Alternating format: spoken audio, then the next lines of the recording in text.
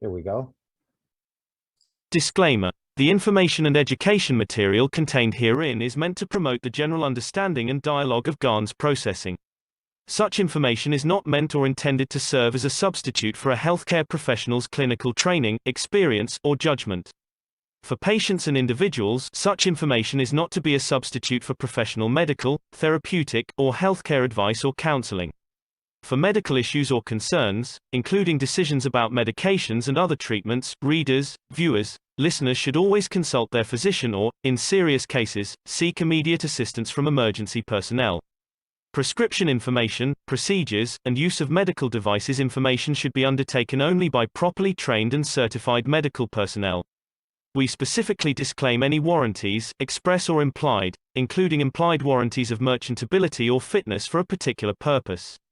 Such information is provided, as is, and is believed to be accurate at the time of its publishing, but it is the viewer's job to evaluate the accuracy of any information found in this presentation. Every case presented is of their own experience, applied by themselves for themselves, and it applies to their case only. Every person experiencing health problems should seek professional medical advice and consult their course of treatment with a doctor. The processes of plasma balancing described herein are a natural process which supports the body but does not replace medical advice or therapies one is already subject to. Disclaimer. The information and education material. Good day, everybody. Thank you, Alex. Please take over. All right, we see your screen.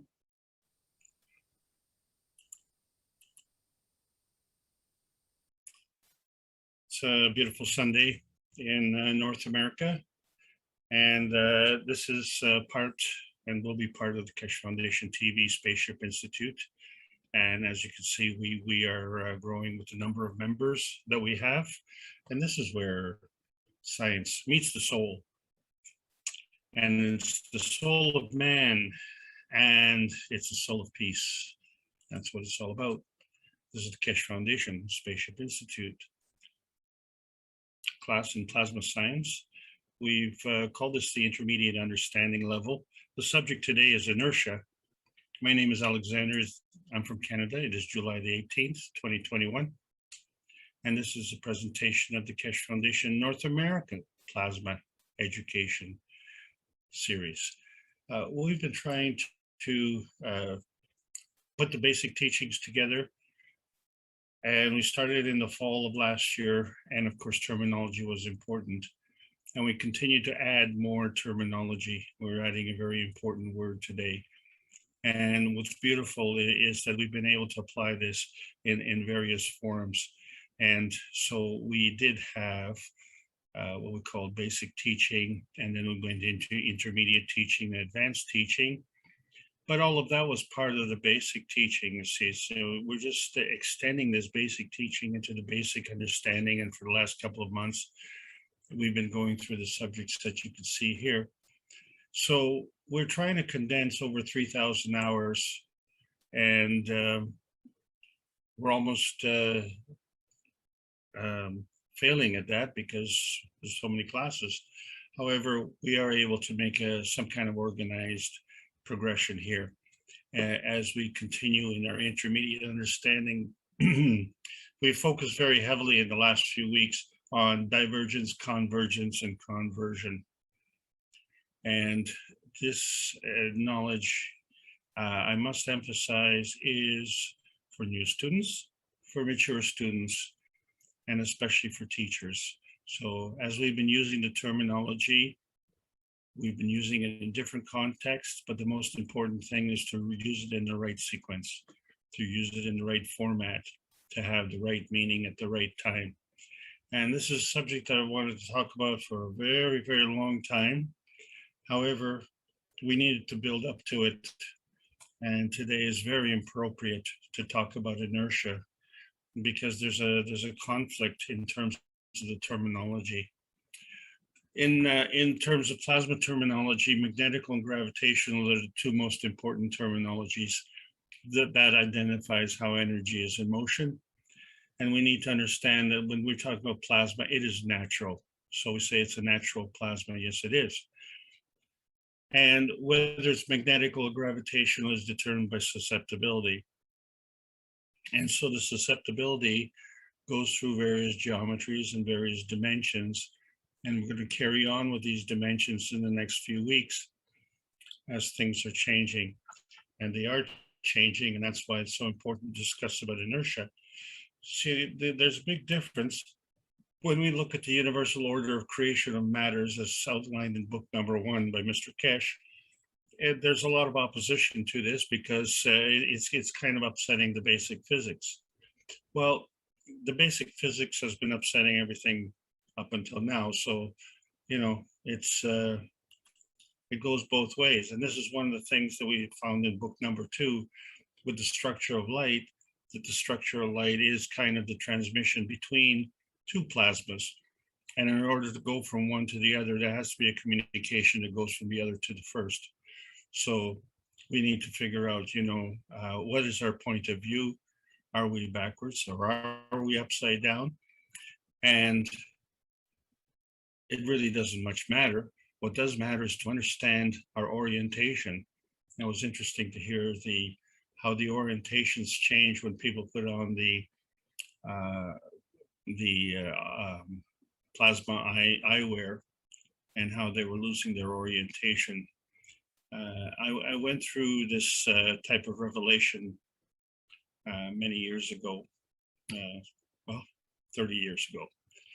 And, you know, what happens, you just lose your balance, and that's what it is. And, you know, me personally, it's hard to believe I fell out of bed. And it's not that I was sleeping and rolled out. I was conscious, quite conscious. And once you get the revelation as to what the truth is, it can be very upsetting or disorienting. And so we need to have some kind of reference to this transmission of information. And so we associate that with the x-axis and rotation. And then there's a transition. And that transition, we can understand that follows the y-axis, which goes through the poles. But that is just a reference. It doesn't have to go through the poles. It can go through anywhere. It can go through anywhere in the field. And then how big is this field? And that's where the transmutation comes in. And so all in all, we're always talking about transmutation because this transmutation involves field strength. And then we refer to that as the z-axis. And what we're going to talk about in the coming weeks is the expansion of the understanding of transmutation, how it involves transformation and transportation, which are really two words of the same thing, but they involve different dimensions. And the dimension that's most important is the plasma dimension. And so the plasma sits at the core and it is always positioning itself. And so when it's positioning, it has to position to something, and that is another plasma. And when these two plasmas interact, they create a dynamism. That's what we're going to talk about today. Because to create the plasma, there's energy in motion, but to interact also, there's energy in motion. And then we find that this goes through various geometries. And it involves the soul. So our soul has dimensions. And our soul interacts with our emotions. And our emotions have dimensions. And then we have our physicality, which right now is working on this planet Earth. And the range is between the ground and the sky. And we can transcend to the higher levels of energy without leaving planet Earth. And what is the difference between being on Earth or being in space? And when are we in space and when are we on Earth? If we are on an Earth spaceship, then we're already in space. But that's not the way we look at it, is it? So why is it that we're looking at this as our inside of our spaceship? And in fact, our body is our own spaceship. So what we have is a spaceship within a spaceship. How did we get here? So as we talk about terminology and we discover, well, what is the old definition of inertia? Well, it's a tendency to do nothing or to remain unchanged.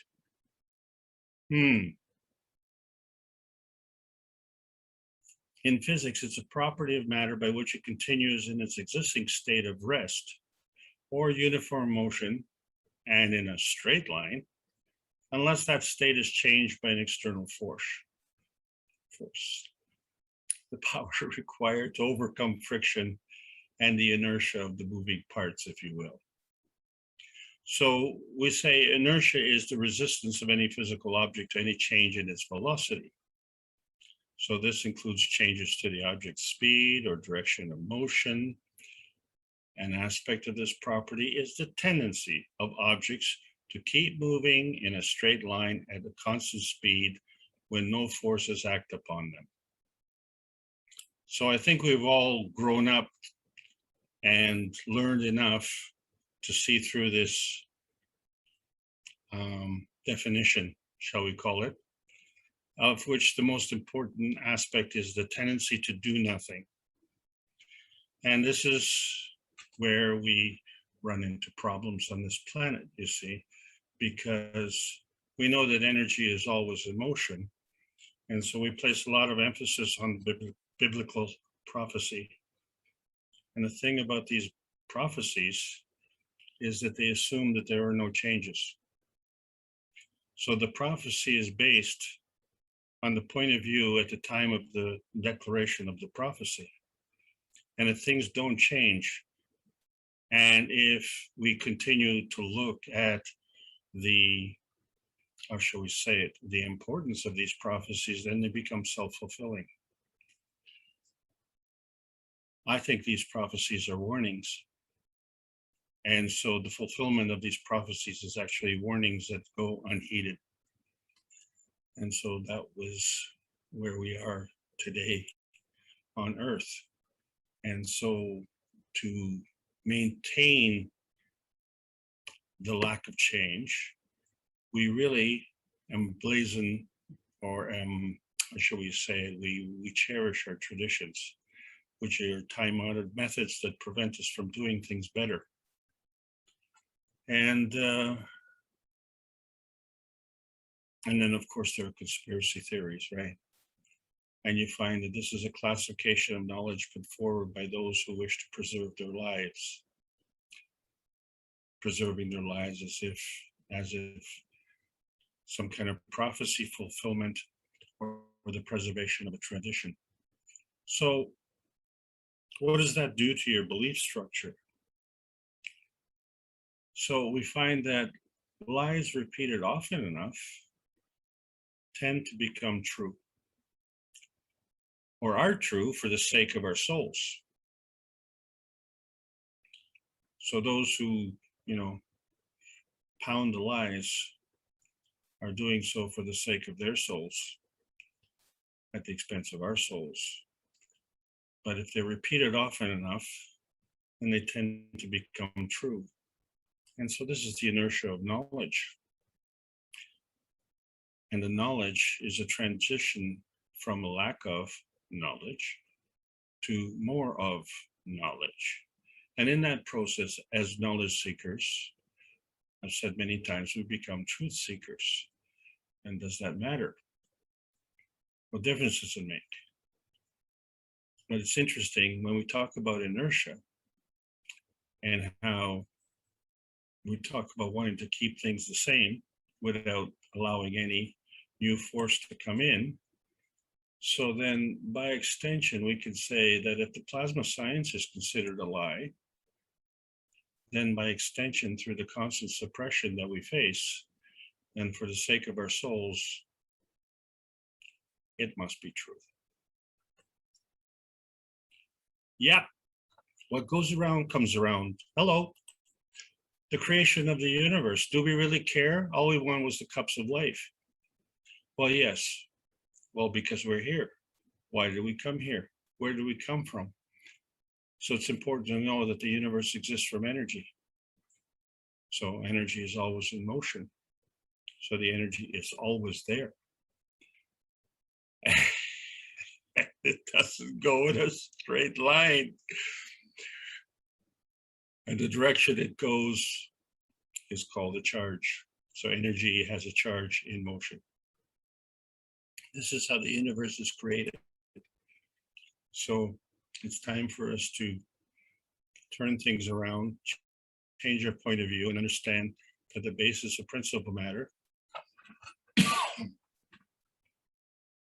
starts with PM ticks, which are energy traveling through space. And when they interact together and they create a force field. And a balanced force field is a maggrav. This is the essence of creation. And so we have to figure out what is our point of view. And as knowledge seekers, we're finding out the truth, you see. When we get into nuclear physics and we review, redo, reassert the ideas and models behind physics. So we find that the Keshe model of nuclear decay of the neutron breaks down into an electron and a proton. And in that process, there's a release of the PM ticks. And we know that the PM ticks are energy in motion. These are the energy packs.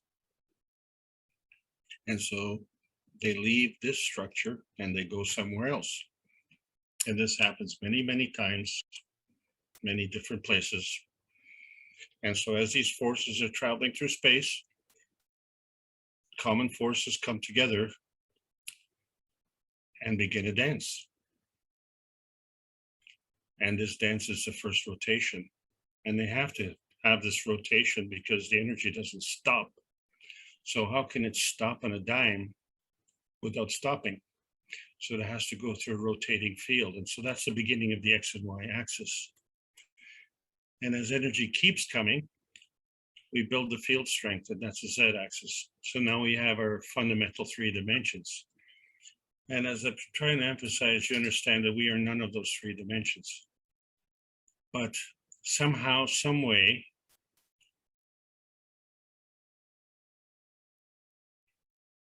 are we okay, Mark? Yes, we see your screen. Okay. So some way it happens where the energy that is in motion comes together and creates a structure. And what is that pivot point? What is that pivot point? And that's what we're examining today.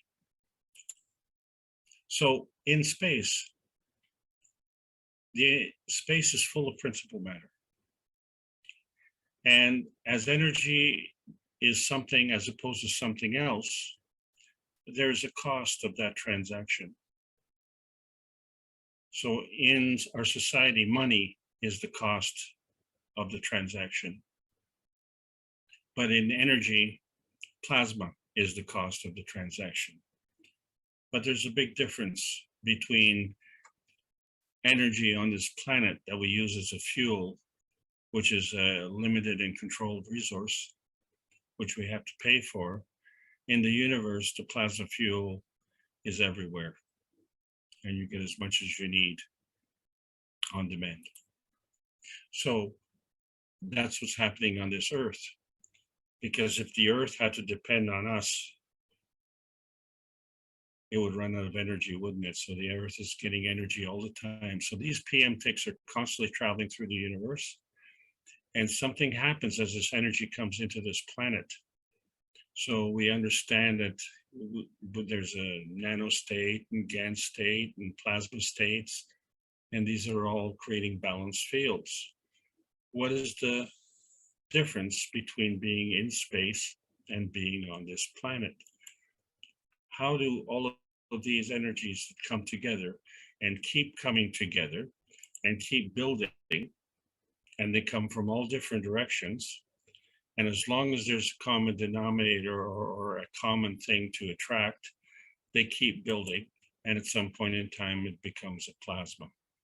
And this plasma is not physical, not visible. But this plasma, which is at the core, is looking to position itself. And in order to position itself, it has to connect with something. So we see this dynamic plasma interaction, let's say, with another plasma field.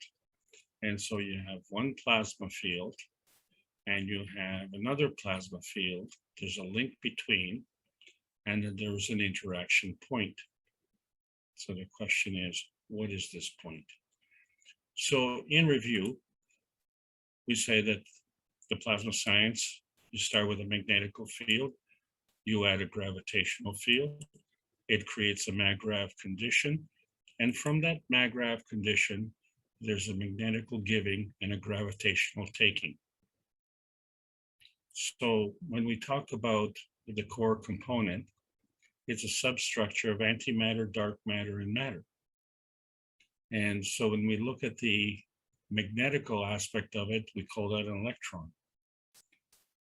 And if we look at the gravitational aspect of it, we call that a neutron.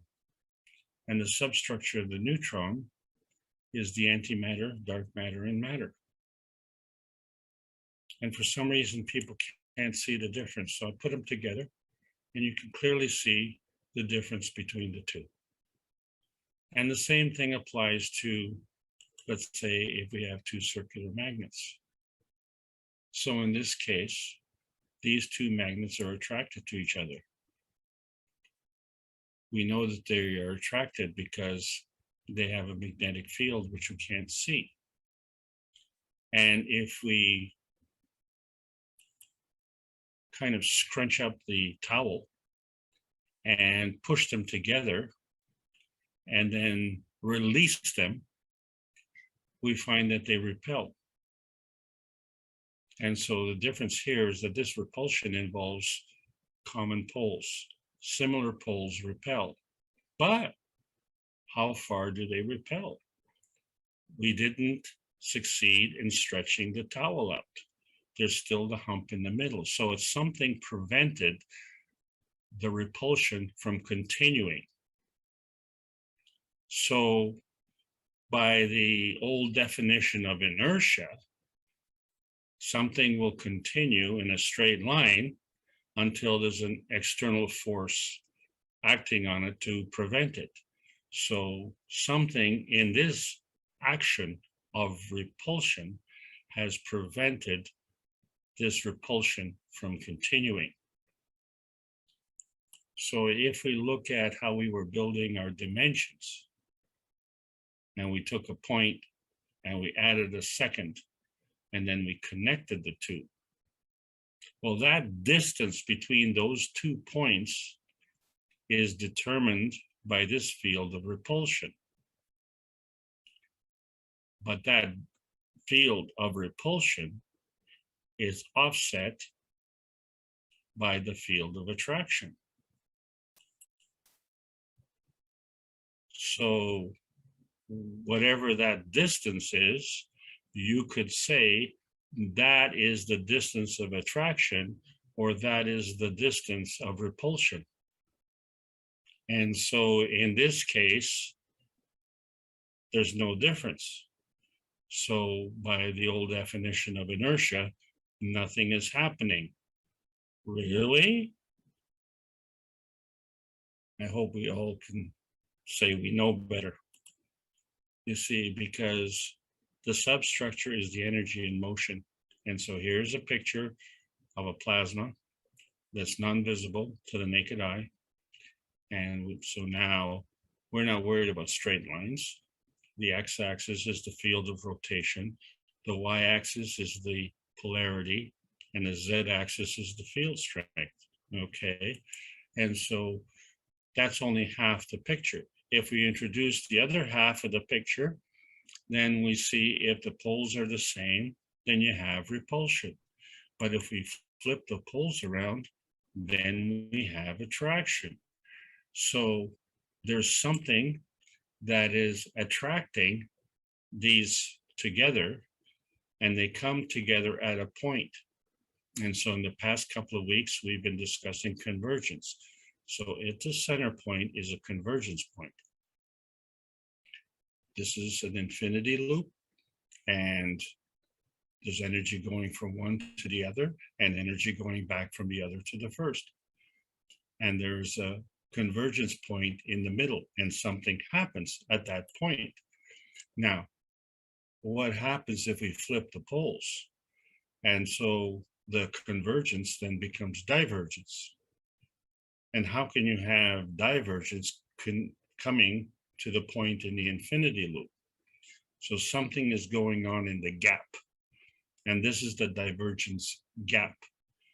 And that's where have we heard that before? Oh, when we discussed nano. Yeah, nanocoating. What was more important, the monatomic structure of the nanoparticle or the gap between the monatomic structure? So going back to book number 1, in chapter 16, we're discussing the fundamental difference between inertia and gravity. And we're not discussing gravity today, we're discussing inertia. So it says inertia is said to be due to the total interaction of PM-TICs of matters. And these are matters of a solid object without the central dynamic cores that can create magnetic and gravitational field forces. So inertia, through the new understanding of the structure of plasma, can be simply defined. The PM-TICs and gravitational fields due to the matter in the matter. So capital M matter in the small m matter. The small m matter refers to the phases of solids, liquids, or gases. And these are components of the plasma. So this is a totally different description of inertia. So the inertia of what we're talking about is not in matter state, and obviously not linear. Inertia of plasma is due to the total collection of PM-TICs in the constituent matter. And these matters are of the atoms and molecules of an object that is interacting and attracted with each other, and any other capital M matter or small m matter or magravs. So the principle of inertia is applicable to the dark matters and the antimatters, as well as the matter components of the plasma in the universe. So we had a repeat of the class on Monday, which we discussed the new atomic math. And the new atomic math had to do with the neutron, which is gravitational. And we're not talking about that today. But the thing about the neutron is that the math, as we know it in physics, doesn't balance because it's missing something, and it is missing this point of inertia. So what the conventional physics is concerned with is the mass of the proton plus the mass of the electron. But the inertia aspect of it is the mass of the PM-TICs plus the total mass of the matter, antimatter, and dark matter. So the totality is achieved through energy level balance and positioning. This is the new atomic math. And what was really, really relevant about this is because it brought home the key motivation to the spraying that goes on every Sunday with respect to building the plasma dome. What we are doing is we're building up the neutron strength.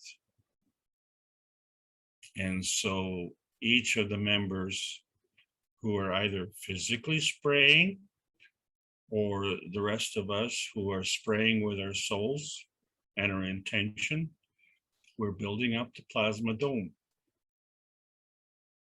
And so the transition from our field strength, which is represented by our soul, and the plasma dome, which is represented by our desire, the transition point there, the interaction point there is inertia.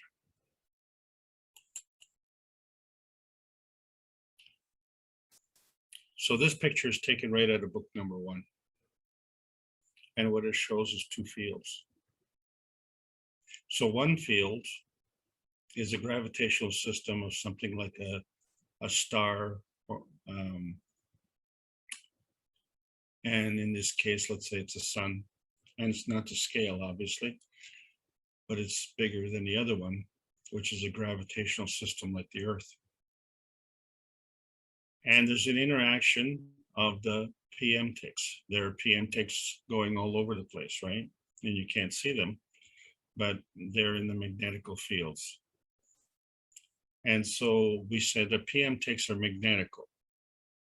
And then if you reference I for inertia, and you can see that the inertia is the interaction between the magnetical field of the star and the magnetical field of the Earth. And that is from the point of view of the star and the point of view of the Earth. So the gravitational fields go beyond that. So they are the interaction of the 2 mag-grav systems. And we're not discussing that today. We're going to discuss that at a later date. We haven't gone there yet because we're still at inertia. So when we look at the infinity loop, and we see that there's a point in the center. And so the mag-grav on the left and the mag-grav on the right are connected through this infinity loop.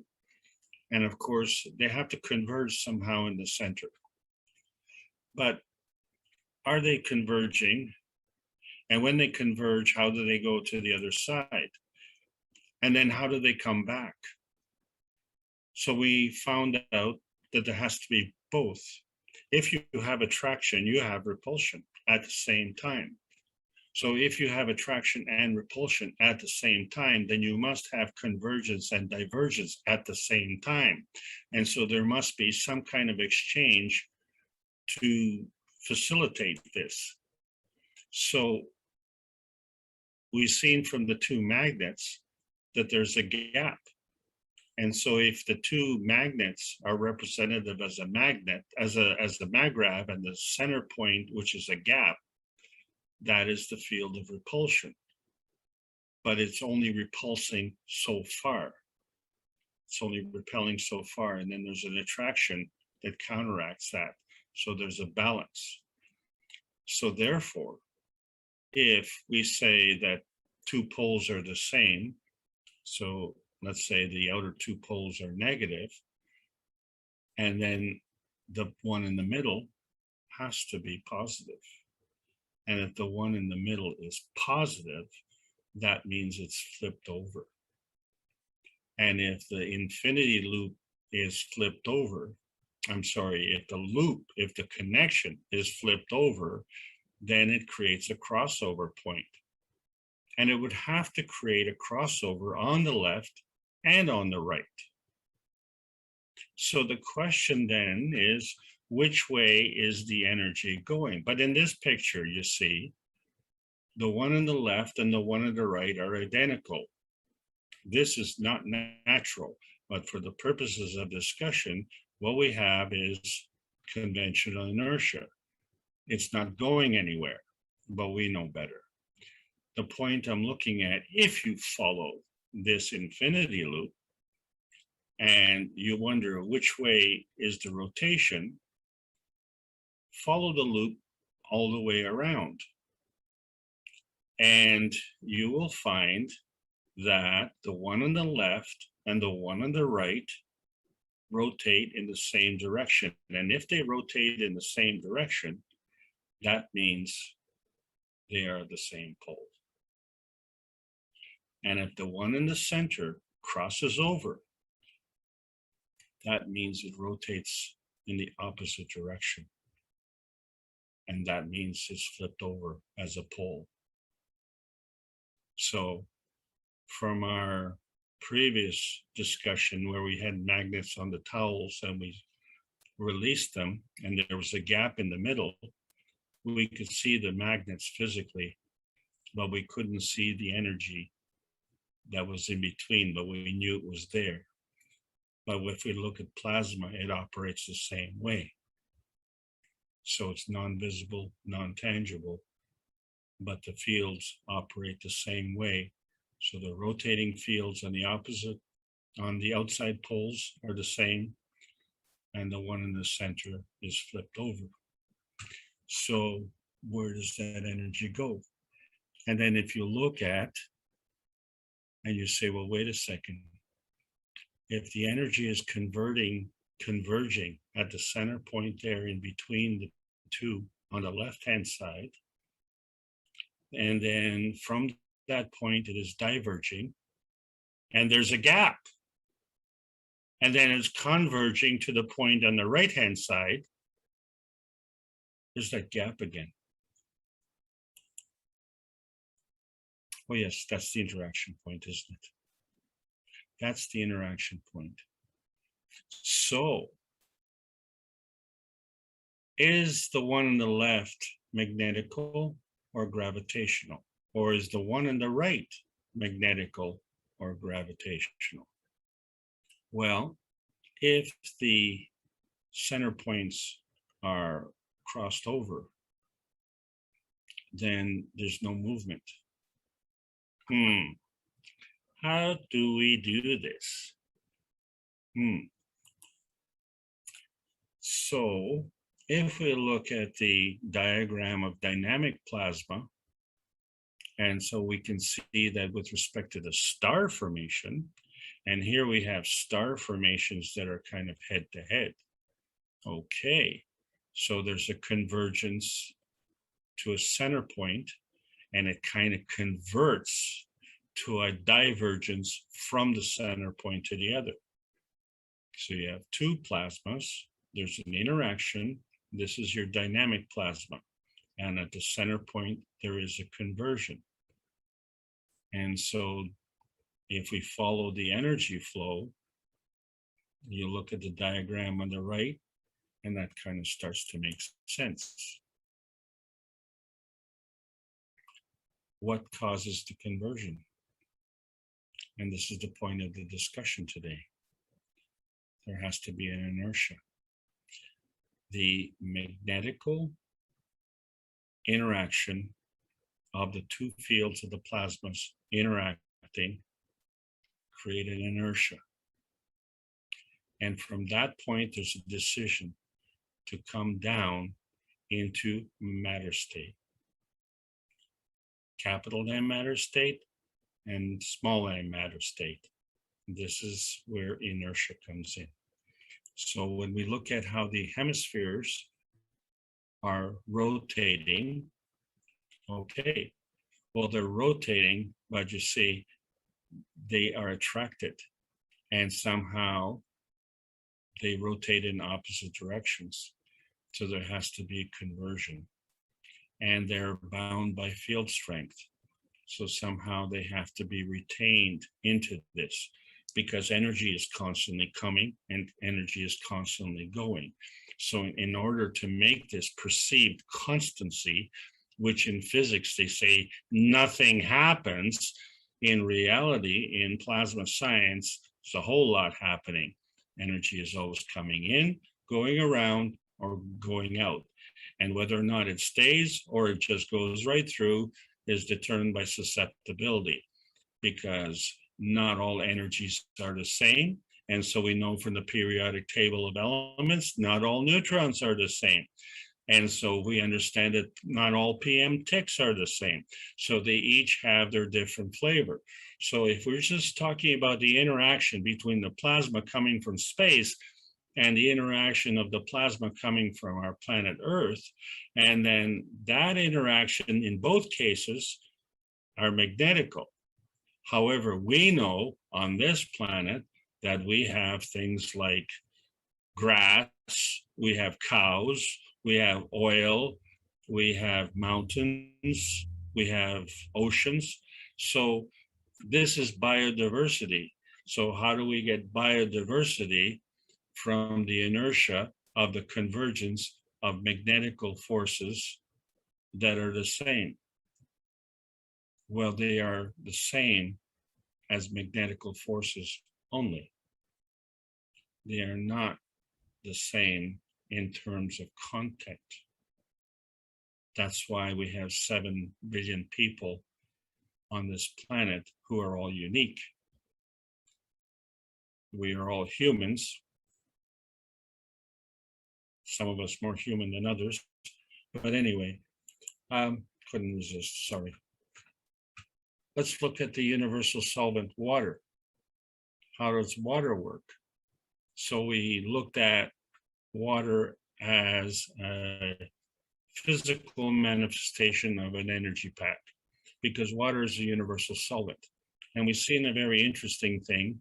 So on the left-hand side, 2 hydrogens and 1 oxygen makes a water molecule.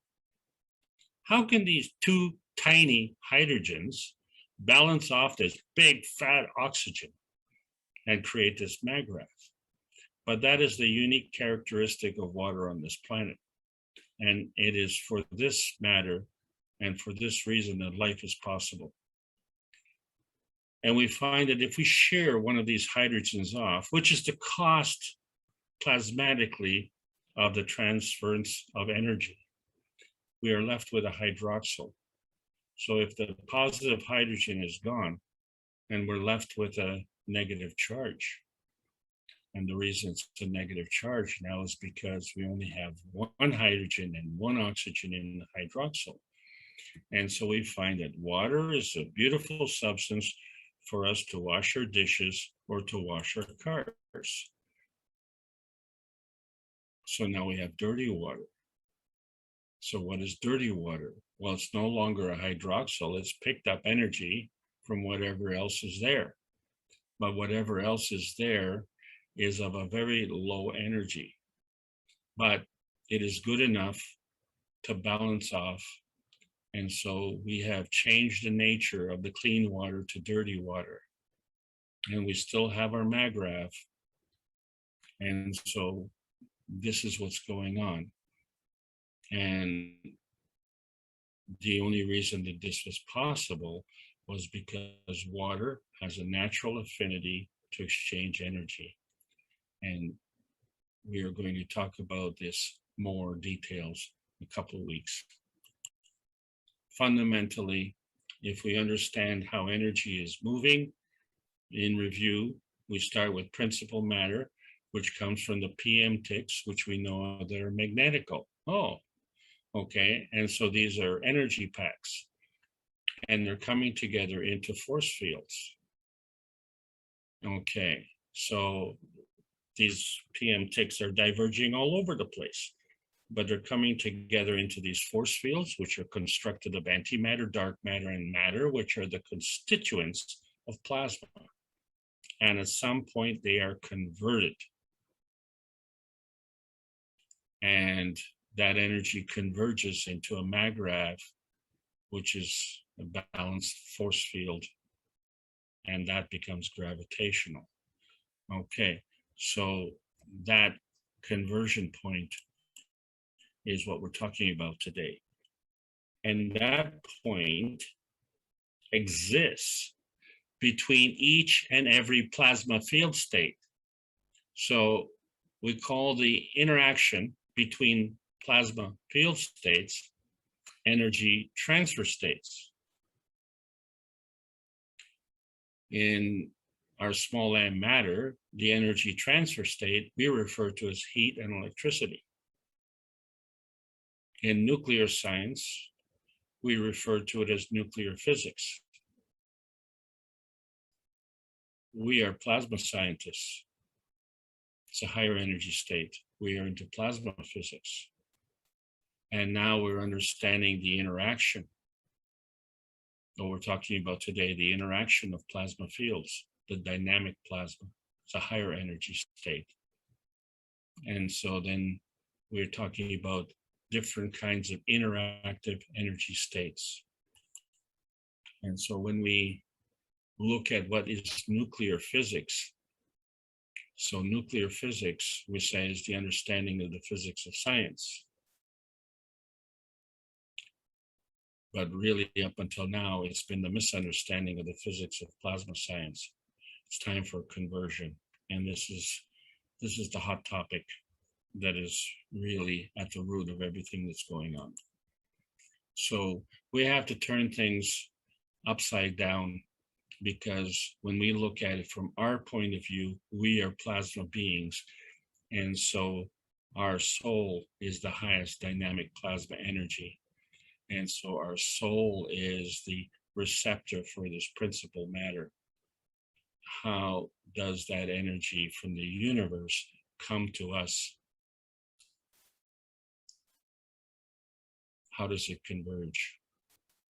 And we find that there is a plasma state, and there's a that's tangible, that's non-tangible, and there's a physical state that is tangible. And so there's this energy transfer state that is dynamic plasma, and somehow that gets converted into our physicality. And that transfer state is the inertia that we're talking about. So to understand, as we're going through all these various dimensions, and we've only gone through a certain number of dimensions because we're still overly physical. But if we look at how we transcend these various dimensions and relate them to how we can transcend these various energy fields, so that we can see the more complex, the more stable. And so we find that the soul of man is the most complex and therefore the most stable. And our physicality is the least complex and most unstable. And this is where the problem is. So we're having a problem in connecting and converting energy the way it's meant to be. So from our point of view, if we relate to the various plasma states and how it affects us in our basics, which is we have a physical state, an emotional state, and the soul state. But it's all in double exposure. Why? Because there's an interaction, excuse me, there's an interaction of plasma fields. And between these plasma fields, there's a conversion. And that point of conversion is the point of inertia. So when we talk about transmutation, and so if you remember that this is a picture of the phospholipid army around each and every cell, and somehow the energy has to get into our cells, and the energy has to go out. There's an exchange of energy. Where's the door? So these phospholipids control the doors. But these doors are not physical. These doors are on a plasma basis. And this is how energy gets transmutated. And so we find that this is the essence of conversion. We are converting the energy into our physicality and our presence on this planet, which is doing the same, because it gets energy from the sun, which is doing the same, because it gets this energy from the universe. And here we are, we're just trying to get our basic understanding and trying to get out of the starting gates, really. And we may be 2 steps out of the starting gates, because when we're discussing the GANs of man, we are only at the point of conversion from our basic atomic progression to the monatomic nano to the GANs. And we see that there's a conversion from there where we leave our physicality and go into the plasma state. But understand now, we are in the plasma state and we're coming into our physicality. We can go both ways, and there was a conversion point. And so this is where the confusion comes in, and this is where the understanding comes in. So we're eliminating the confusion, I hope.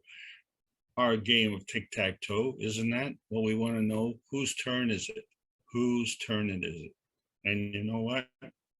It doesn't really matter, because when we have a mag-grav, which is a balanced field, and we understand that that mag-grav, by taking and creating a polarity, now creates a direction of flow and an attraction point. So we can bring another mag-grav, then we can bring a third one, and we see that there's a direction of flow, there's a convergence of energy, and there's a buildup of strength. And that buildup of strength is coming in all directions. And then we see that here we are. We see the divergence and convergence, regardless of which direction we're coming in, and the conversion from the interaction of the magnetical fields of the two plasma fields we call inertia. And so that's the difference between us being on this planet and us being in space. And the universal body enhancement units are working its way through this conversion process. And oh, what an exciting process it is. So fundamentally, for the purposes of this class, for the purposes of the students and the teachers, understand plasma science is the magnetical interaction of attraction and repulsion. But there's always a combination. There's always a two-way street. There's always a mag-grav, which is based on the attraction repulsion or the repulsion attraction. And the direction of flow is either magnetical or gravitational, but it is gravitational or magnetical plus the mag-grav. You have to have the mag-grav first. Then you can have the excess energy, tells you if it's magnetical or gravitational from there.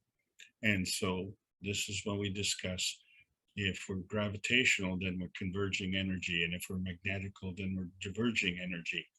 And when we diverge energy, we don't have conditions. We just give. And whoever wants to can receive. That's what the essence is of the cups of life. So we don't call these cups of life cups of pandemic. And I repeat this every week, because after 19 months, based on shall we say, the physical definition of inertia, yet they haven't found a solution for the pandemic after 19 months, based on inertia, it seems that they won't have the solution after 20 months either.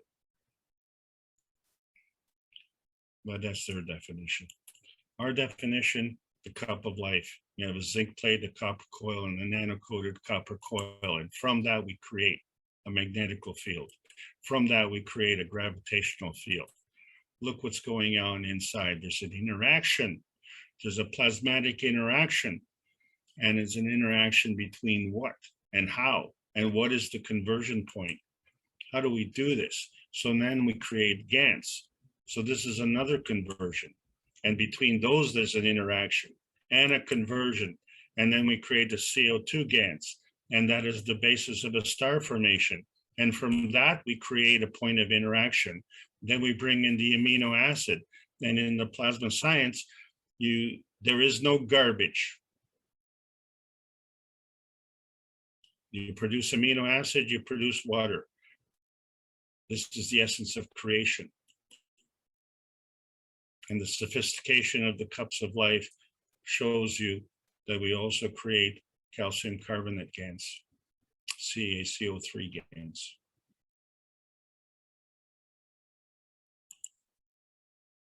The second cup is physical. We just substitute the zinc plate for the copper plate. And then we have our magnetical field, our gravitational field. And then we can see the relationship between the two cups. One is emotional, one is physical. Why? Because they have different field strength. They operate the same way, but they have different field strength. And these field strengths grow. And if we're still contending with the pandemic, which is ongoing after 19 months, we have to keep the cups apart, because these plasma fields do not recognize the physicality. So they increase their field strength magnetically and gravitationally. And the virus is doing this very well. It's learned its lesson very well, because it's an energy pack. And so to be smart, the cups of life, 99.86% effective in depletion or conversion. Conversion to what? Conversion to food. And so what we're talking about is relationships and how they balance.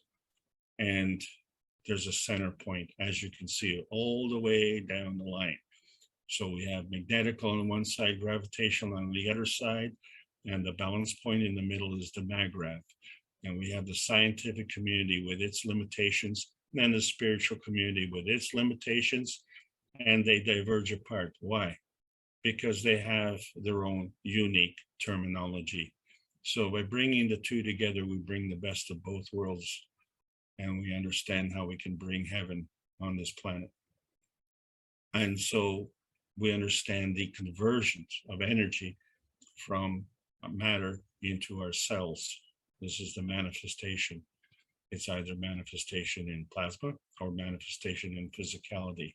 And so this all comes from light, and the light through the universe converts into our soul. And somehow that conversion point is the point of inertia. When we bring the two cups together, then they themselves create a maggrav.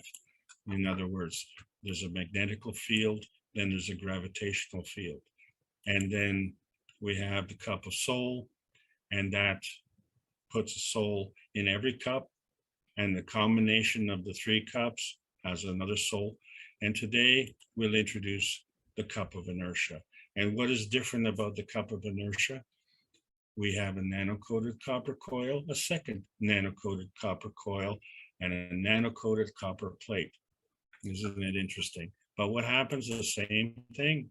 We create a magnetical field, we create a gravitational field, and we bring that in with the other cups. And what do we create? Now we have another extension on the cup of soul. And of course, there's a link, and each cup has a soul, and all of them come together, have a soul. And so all together create a magnetical gravitational field. And so when we look at the cups of life and we set them up in a stacker system, we can see a progression from the highest, which is our soul, to the manifestation of physicality.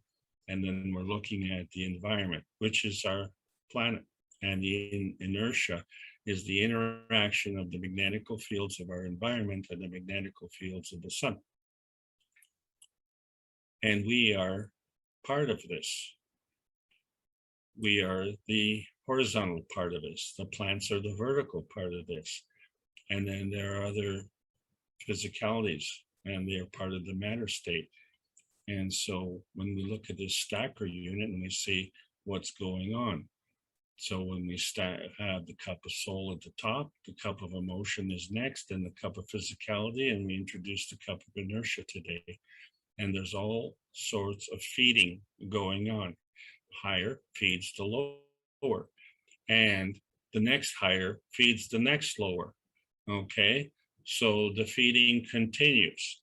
And then we come to the cup of inertia, which is kind of different from the other cups, because now we're coming into the point of conversion between the plasma and the physicality, but not yet,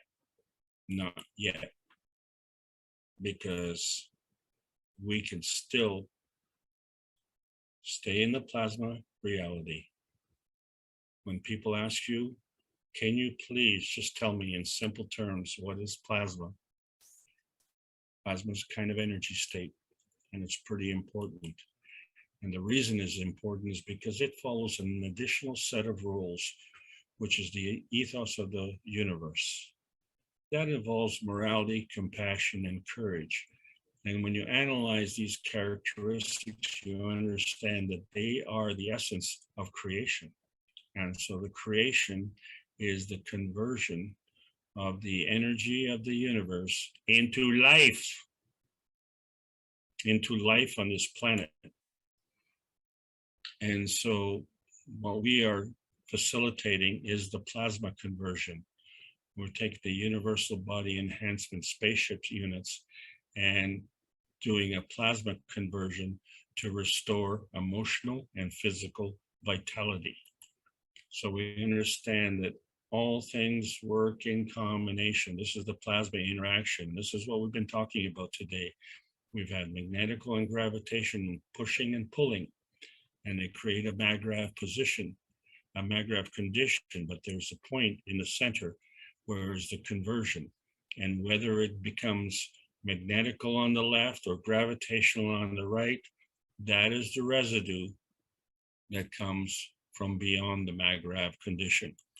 And so energy is always in motion, and this is something that our souls need to meditate on, okay, because the things have changed. We see that the energy is flowing through the universe, so open yourself up to that energy, because that energy is benevolent. That energy understands the ethos of the universe. Yield to its knowledge and allow it to come into you. If you set that pattern up, you will receive. So in other words, you provide the pattern, you get the energy. Yeah, you. And as we go one by one, and we throw these barriers that we have in our progression as a species, as a humanity, as a life-giving humanity, and we throw all these things on the pile, and today the old definition of inertia, another one bites the dust. Understanding that the reality manifestation is the perception of reality, your perception of reality. Any kind of reality is when two fields come together to form another. And this formation of any field is called manifestation. It's the plasma feeding which leads to the manifestation. And this manifestation may be non-tangible or tangible, non-visible or visible, plasmatic or physical, dark matter or light matter. There is a plasmatic reality and a physical reality. Whichever reality it is, it's a manifestation, and that manifestation is the form artifact. So in essence, the emotions of presence is also a form artifact of energy in motion. And we are the messengers of peace and friendship. That's the energy that we travel on. And that's why the Keshe Foundation Spaceship Institute has presented this plasma science in public domain. We're asking everyone to sign the World Peace Treaty because it's essential for the success of our planet, the success of our planet, the success of our humanity. Sign the World Peace Treaty with a pen. Follow it up with the intention from your heart. This will bring to the planet and to yourself the physical and emotional harmony and vitality that is provided ubiquitously through the benevolence of the universe. This is the truth. The knowledge seekers learn about the truth. Can you make a difference? This dynamic plasma is within us, and it's the universal language throughout the universe. There's only one way to deliver this plasma science, and that's in exchange for peace on earth. Thank you for allowing me to make this presentation.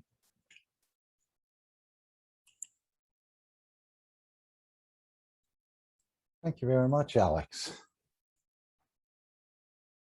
When you talk about, well, let me say this, is there someone else who wants to ask a question or get a clarification on a point that Alex presented?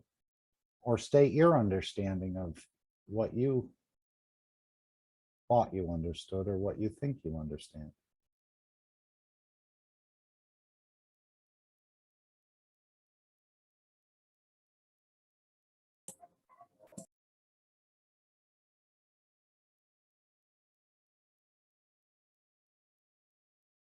You don't have to raise your hand. You can just open your mic. There's no one else speaking now. So if there's anything that's been on your mind. I know one of the points I had on my mind, Alex, again, is back to these charges. Are charges in plasma the same as charges in the matter state? And I always thought that magnetical giving would be positive charge and taking would be negative charge, because we all think giving is better or more positive than taking. Where do these charges, where do they pick up these charges? Or is it just innate into a magnetical field or a gravitational field? You're saying the gravitational is positive and the magnetical is negative, but they can also be manipulated, couldn't they? Yes, Mark, they are constantly being manipulated, but you know, if you are giving something, right, then you have less of. So you cannot give less of. You can only give something. There is no nothing. So what you're giving is always positive. So the person who's receiving is adding. You who are giving is minusing. So to understand, the magnetical giving is negative. All it indicates, the charge, all it indicates is the direction of motion. But this is where we've been bogged down in our physical science, because we see the motion as a one-way street. And that's okay to a certain extent. But as we start to get into the plasma science, we see that it's a two-way street. And so the question is, if the higher is feeding the lower, by what definition is the higher higher, and what definition is the lower lower? Right? So if you look at an electron and you say, well, that's magnetical, but the substructure of the electron is matter, antimatter, and dark matter. And then you say the neutron is gravitational, but the substructure is the same.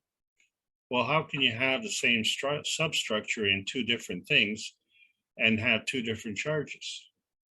And that has to do with field strength. So what it means by that is that if it is not enough for me to say, if you ask me, Alex, what are you driving? And if I say car, well, okay, so what kind of car is that, right? What is the brand of car? Is it a, is it a $200 beater, or is it an $80,000 Porsche? What is it? So it doesn't specify. And that's the point. When we talk about electrons, protons, and neutrons, we don't specify. Though we have a periodic table of elements that does specify, right? And how did they determine all of this? Well, generally speaking, it's done through destruction. Elements, atoms colliding. But you see, it's also done through other ways, and that's through spectroscopy. And so that's just a periodic table of elements. But you see, all things are working in combination. So these elements have come together as a result of an interaction of inertia at the magnetical point of the Earth and the magnetical point of the sun. but they cross over. And when they cross over, something happens. Okay. And so they can't go on the same plane. They can't go on the same dimension.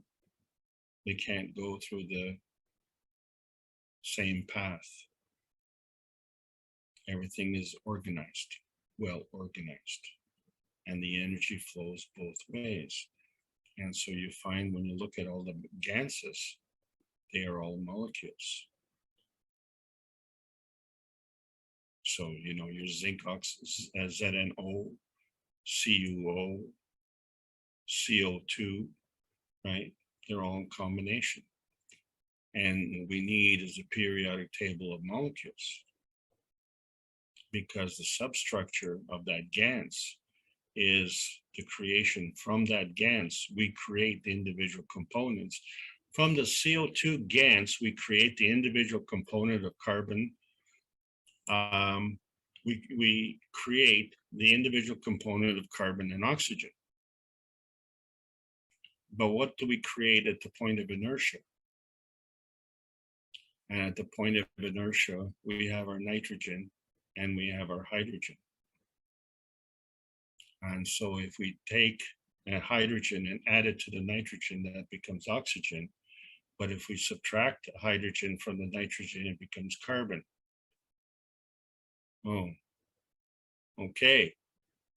So when is the nitrogen magnetical and when is the nitrogen gravitational? So the nitrogen with respect to the oxygen is magnetical, but the nitrogen with respect to the carbon is gravitational. So it all depends on the point of view, which way the energy is flowing. And the energy is not flowing constantly. This has been one of the misconceptions.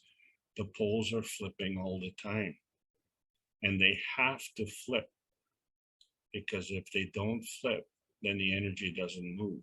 It can't move. There's a binding, right? And this is what I've been trying to, shall we say, gracefully try and demonstrate. That's why I'm going so much slower than Mr. Cash. But it's very, very difficult when we look at electronics, automotive, and physics, and each one has its positives and negatives different. And the reason for it is the point of view. So, you know, it's what it is. We have to come with some kind of convention so that we know which way we're going. So energy is always positive. So the energy, that there's no such thing as negative energy. Energy is always there. It's always in motion. What we have to recognize is that if we don't have energy in its physicality, doesn't mean the energy is not there. And so we find that with water. In order to convert the clean water to dirty water, there was an exchange of energy. So did we release energy, and then when we got the dirty, that we brought that same energy back? No. That energy that we release is gone. It's gone somewhere. I don't know where. It's gone somewhere. It's gone wherever the susceptibility leads it. And where did that dirt come from? Well, it came from the susceptibility, wherever that led to it.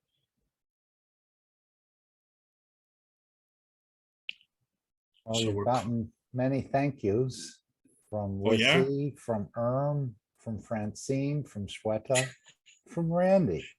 Now here's a question. What coils would I need to make carbon GANs? I have pure carbon powder. What amount of carbon would I add to the saline solution? Thanks.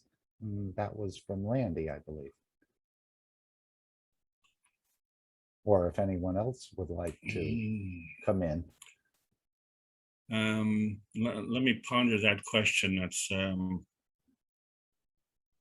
And with CO2, we call it a GANS, but some of the other ones, we call it an oxide. Is it still a GANS? Like zinc Oxides in oxide? matter state. No, that's in matter state. So let me clarify one thing. Okay, first of all, you're talking about carbon GANs. The GANSes are in molecular fashion. Okay, so the carbon GANS is your nanocoating, right? It's monatomic. So your CO2 GANS is a higher energy state. In order to come down an energy state, I think that's easy to understand. It's a lower energy state, right? So it's less energy. So one of the examples that I used in the class on Monday, you're stuck at a red light, you're driving, you're in a car and your engine's running, and the light turns green and now you got to move. So you just kind of step on the accelerator gently and you move. It doesn't require a lot of energy, right? But you're on the highway and you're going 100 kilometers an hour and you've got a tourist in front of you and you need to pass. So you only have a short window to pass. So you jam on the throttle and you blow past them. To change the speed, you had to consume a radically increased amount of energy, right? So the energy transfer is higher at a higher state. So for you to change the speed and on the highway, you're consuming more energy than you would need to change the speed when you're stuck at a red light. So this is the transcendence of energy transfer. And so we can see this example within our lives here and many examples of it. Let's take, for instance, a plant that wants to be a seed. Starts off as a seed, it's only tiny, and then it starts to grow. So it doesn't need a lot of energy. But let's say that plant is now, say, 5 weeks down the road, and it's maybe 1 meter tall, lots of leaves. In order to keep it going, it needs a lot of energy. Is that not logical? I mean, is there a problem understanding that?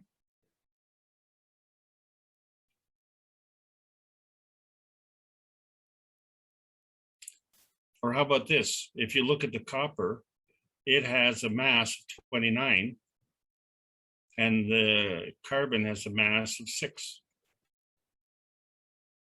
So the copper is obviously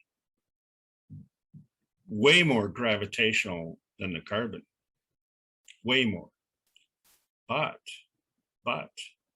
if you understand the Fibonacci scale and you see the relationship of growth, how one grows to the other.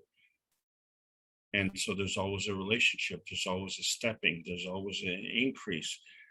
It isn't linear. That's the problem. Well, it's not a problem, it's just a problem of understanding. It is not linear. So when you look at the physics definitions and Euclidean geometry and you say, oh my God, they get so complex in their descriptions because they can't describe it. They're grasping for descriptions, and it's ends up being a make work project. Life is ever present. You know that because when the army leaves the flower bush behind, the flowers grow. The flowers don't need the army to grow. The only thing the army can do when it's going through the flower bush is stomp the flowers. The life wants to grow. That power is there. It's, overriding. And the reason for it is because energy is always in motion. You can't stop it. You can't grab it. It's like a battery. You can hold a battery, but you can't hold the energy. And this is the thing with the virus. The virus is energy in motion. and you can't grab it. But what is it doing? It is looking for gravitational structure, isn't it? And that's you. And we need to know this lesson more and more because we need to protect ourselves. You can't protect your neighbors if you don't protect yourself, and you need to protect your neighbors because, especially here in Canada, never mind, I'm not going to go into it. Trying to answer your question, Mark. How am I doing? Thank you. Anyone else have a question? I have another one. When Mr. Kesh wants to create very pure fields or enrichment, obviously it has to have some sort of magnetical and gravitational field, right? It's just not going to be one, or is it when you get up to a very high purity? I would think not. Or am I mixing apples and oranges? No, you're not. No, in order to maintain that purity, you have to have a strict control of the environment, because let's say the Earth is rotating every day. So today is not the same as tomorrow, and it wasn't the same as yesterday. So the CO2 that you produce today is not the same either, because we're now going through a different field. So if you want to maintain a certain purity, then you have to maintain a barrier of that field. And it has to be a strong barrier, okay? So that you can create what you want to create within that environment. So you really have to have very, very strong control. What happens in that case is that it becomes increasingly more effective in its intended purpose. Because every type of, let's say, for lack of a better word, let's call it a contamination, it becomes a distraction. It becomes a point of depletion of energy, right? So the lack of purity depletes the energy. So by increasing the purity, you can increase the focal point. So, it's... And it doesn't allow it to interact with other fields. It could only interact with pure fields, as That's I'm right. understanding it. That's right. That's exactly right. But I want to tie this in with your other previous question. The rules of engagement, if you will, with respect to transition and transmutation of energy is the same, regardless of which energy state you're involved with.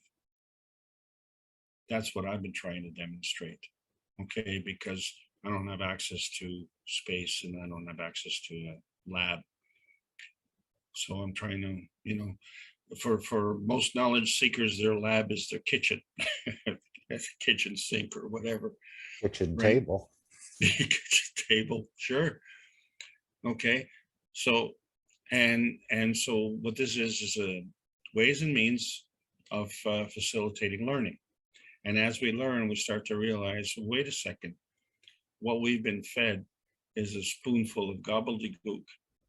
And that's not the way the universe works. The universe is well organized, not confused, knows which way it's going, knows how it's doing.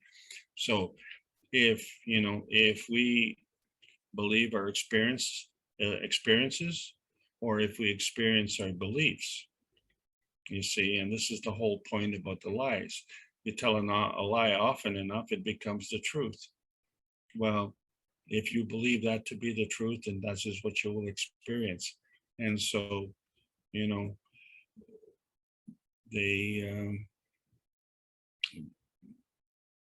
have suppressed us for so long with their lies that why would they bother?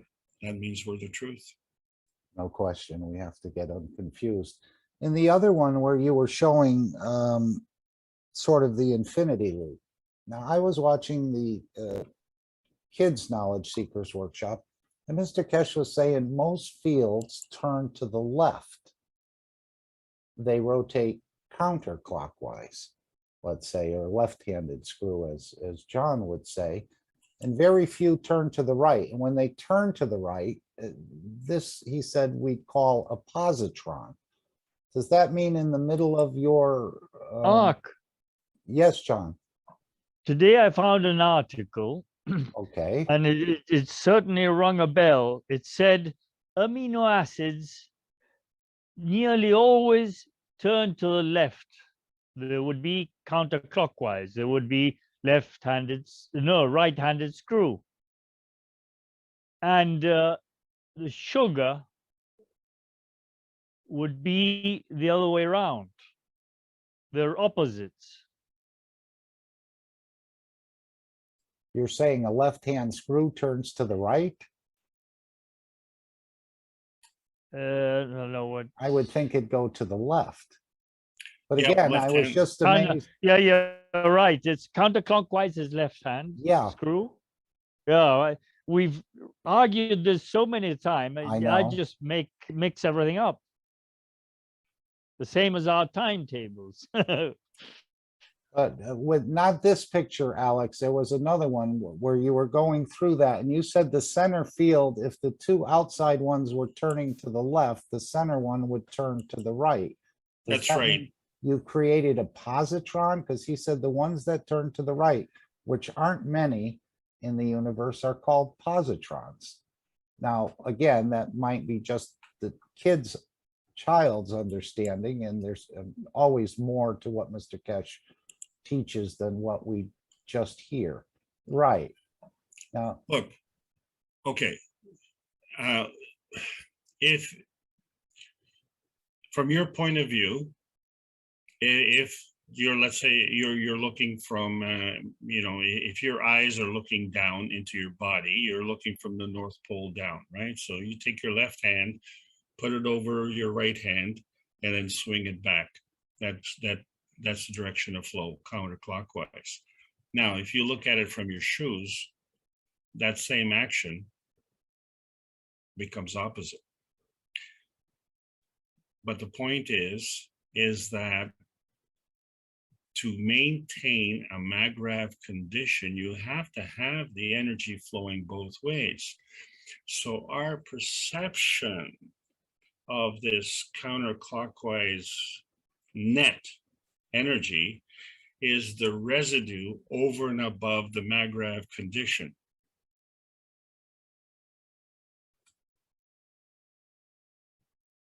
I might need those vision enhancement glasses to see this better. If I'm standing in the northern hemisphere,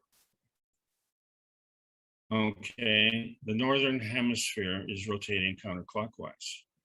The guy in the southern hemisphere is looking at me and he's saying, no, you're not, you're rotating clockwise.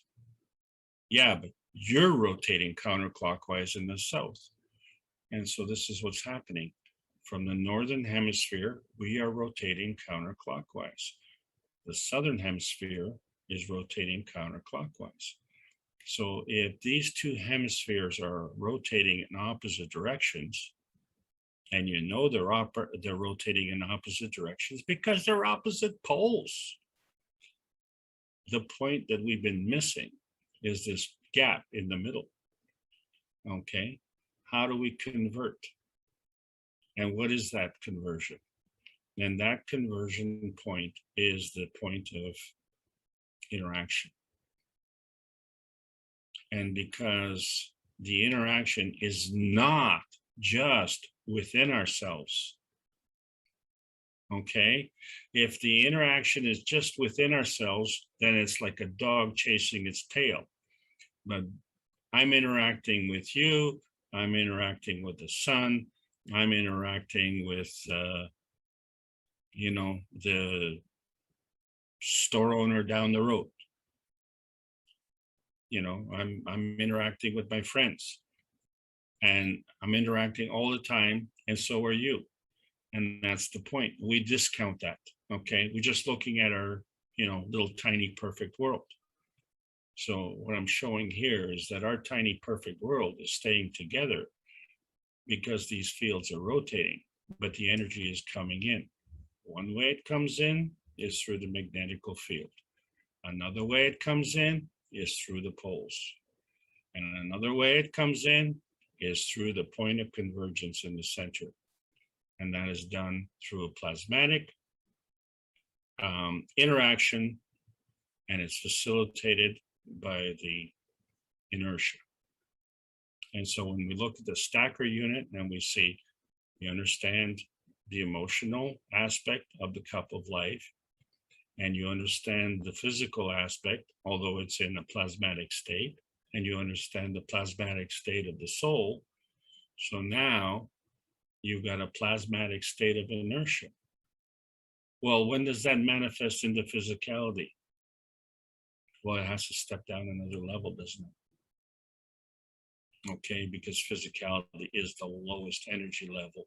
So we can manifest through all of these levels, including the lowest energy level, and stay in the plasma state. That is our capability, and we need to recognize that. Okay, we need to know that we can do this, and if you practice it, then you will find that you will experience your beliefs.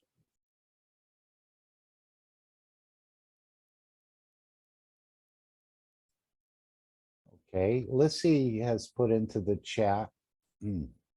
My friend asked me about the make a Z-Light GANs. Now we know Z-Light is used in a water softening process. I think there's ionic exchange there going on.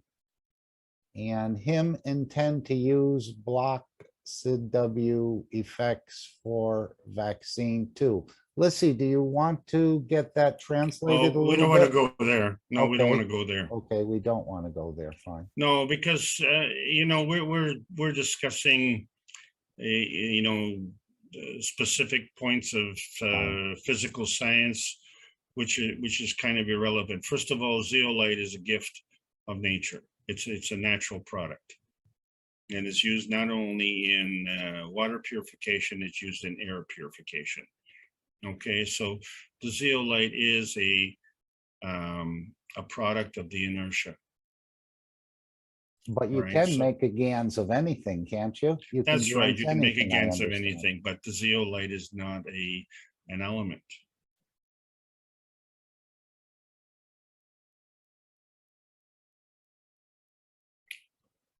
Okay, is there, Zeolite has a structure. Okay, so it is already a complex element. So what we're looking at this point in time is to bring all these different elements together and create the ganses that are relevant to us. And that is, first of all, sorry to cut you off, Mark. First of no, all, that's fine. our emotional stability is absolutely paramount. And when our emotional stability is based on the foundation of physical instability, you understand where the problem lies. Our soul is rock solid, if you will, pardon the pun, but it is totally stable. It is stable because the purity of the soul is there. It comes from the creator. So we're a byproduct of the creator. I mean, put yourself in the creator's shoes. Everything that you create is good, right? You wouldn't create anything bad. Why would you do that? That's stupid.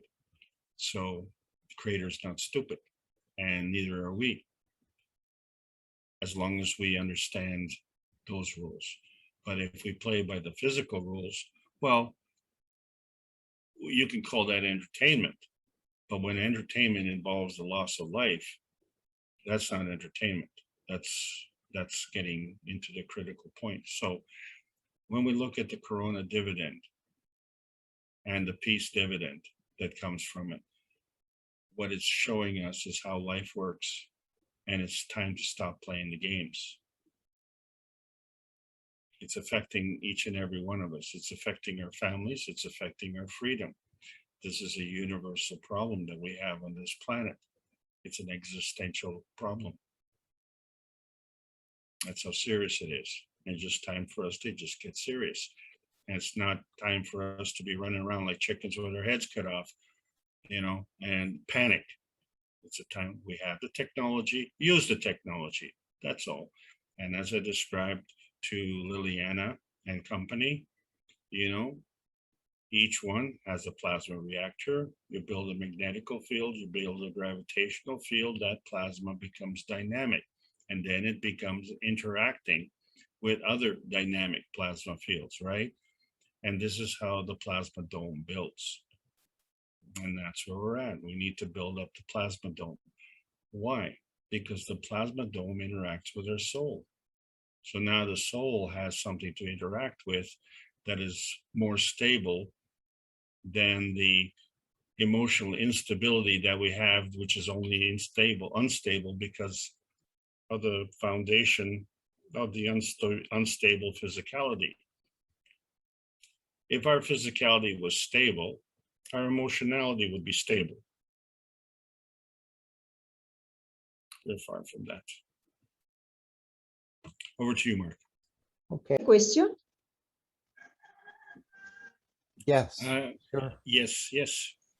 Okay, Alex, first time, thank you so much for you all knowledge shared with us. My question is, the inertia is like a environmental harmony in that situation or not? I seen your question in the chat there. The environment is the environment, okay, is the condition. The inertia is the transaction. So it is Okay. it's the exchange of the energy. And it is the point where there is a significant change. And so the reason I went through a special class on this is because this is such a critical point of change. It is the difference between us being in space and us being on this planet. So we can carry on, say, from the ground to the magnetosphere, but we're still in the environment of the Earth, you see. So what the inertia is, and why it's called the cup of the environment or the cup of inertia, is because it interacts with the environment. So the manifestation, and we said the manifestation may be plasmatic or physical, but the manifestation is the interaction with the environment. So why this is so important is because the light has mass. That mass is constant, whether it's on the Earth or on Mars. But the interaction between the environment of the Earth or the environment of Mars is different. I think you'll agree. So the recognition of the difference is the inertia. So it has an impact on what the result is. And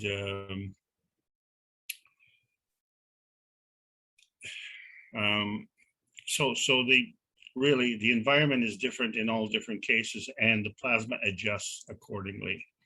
So it's, if we can transcend the various energy levels, and this is what I want to talk about next week, but it's just to, because you brought up the point,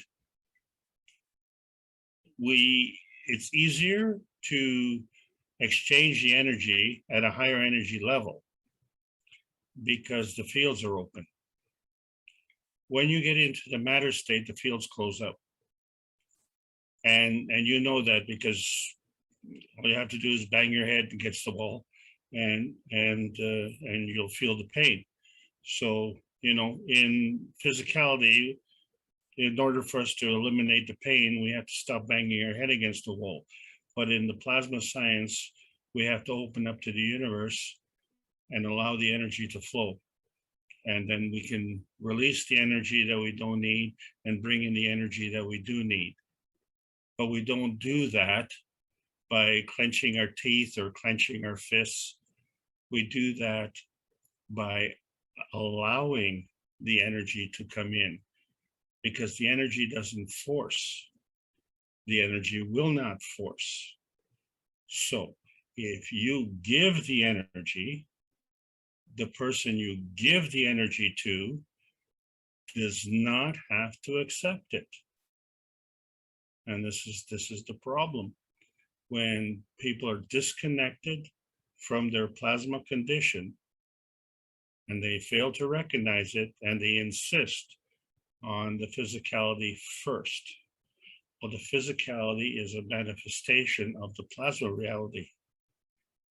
Second, the physical manifestation is second.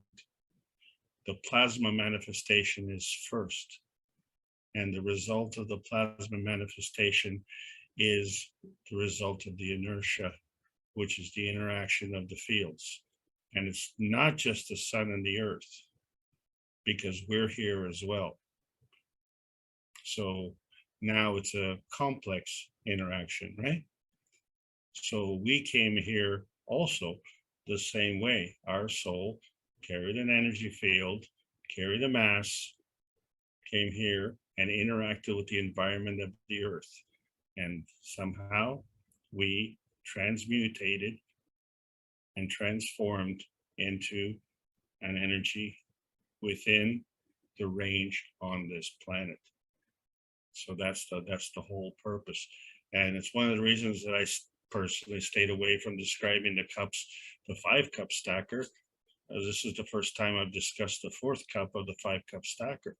But you know where the 5th cup is, and that is, you know, the earth. And so the most important thing, and the reason I haven't gone into that is because I didn't think that after 19 months, we'd still be talking about the same thing. But then I didn't think we'd still talk about cancer today when 30 years ago, I got rid of cancer in 8 weeks. So, you know, I guess that's inertia. The way they describe it in Wikipedia, you know, nothing changes. Well, if we understand that energy is always in motion and you give and take what you want to give. So you are the participant. You're not the observer. You cannot be the observer. You cannot extract yourself out from the plasma. You cannot. You are part of it. We're all part of it. And we get what we deserve because we abdicate our responsibility. And that's one of the problems with knowledge. Knowledge imbues responsibility. And the way they taught our society, especially in the last 2 generations, is to avoid responsibility. So those who have the least talent take the responsibility. Really? Where does that rule come in? So, you know, we say, oh, you know, what's going on an international level? Well, that's not my business. How does that affect my tiny, perfect world? Well, guess what? We're locked down, we have masks, we have social distancing, and we still go to bed terrified at night because we don't know who to believe or what to believe. So now, what has been consistent all the way through? Name one thing that has been consistent, and that consistency is the truth. So that's why we're all here, okay? Because after 19 months, the chances are after 20 months, it's going to be the same story. And from the way I see how they're playing their game, this story is going to get worse. But, you know, if that's how it has to go, because you tell the lie often enough, it ends up being the truth. Well, they've turned us into the truth. And thank you very much. So now it's time for us. Make our cups of life, make our peace dome, and understand that the physical spraying is not necessary. It is a wonderful learning tool, and it is a way to interact with other people. So we know in my community, I cannot go on the street and spray like that. They'll arrest me. But in Brazil, you know, people get together and they have little parties where they're showing how to make the cups of life. That's like fantasy world for me here. That's a fantasy. I can't get anybody to come in Well, just a few people to come and help make coils and things like that.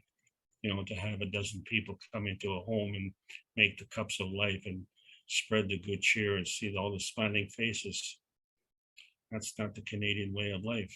And I'm sure Mark would agree, that's not the way the American life is. Look how many people we have coming to the North American Corona team meeting week after week after week. And who is it? It's the international community. This is the North American International Corona team meeting. So, you know, we've come to the point where why is the answer? Why don't these people come? That's the answer. Well, you They know, have made Alex, I've been asking people, I've been telling people there's a big change coming on this planet, and most of them say, I can't wait. Others say, we're ready for it. We can't wait. We want a change on this planet. I mean, they are sitting back and really not doing anything at this point, but they're really, I think the people have gotten so fed up with the status quo, or what seems to be the new status quo, that they're all being prepped to accept a beautiful change coming on this planet. So that's what Yeah, I've been finding. They say that I can feel something's ready to Yeah. change. Yeah, on a soul level. Yes. Okay, so they're still disconnected. You know, it's like the Phil Collins song, I can feel something in the air tonight. Yeah, you can feel it. Yes, you can. We all know that we can feel it. Translate that. What's the change going to be? And when is it going to be? So, you know, month after month after month after month goes by. It's been 19 months. The people who are paid to look after the job are not doing the job.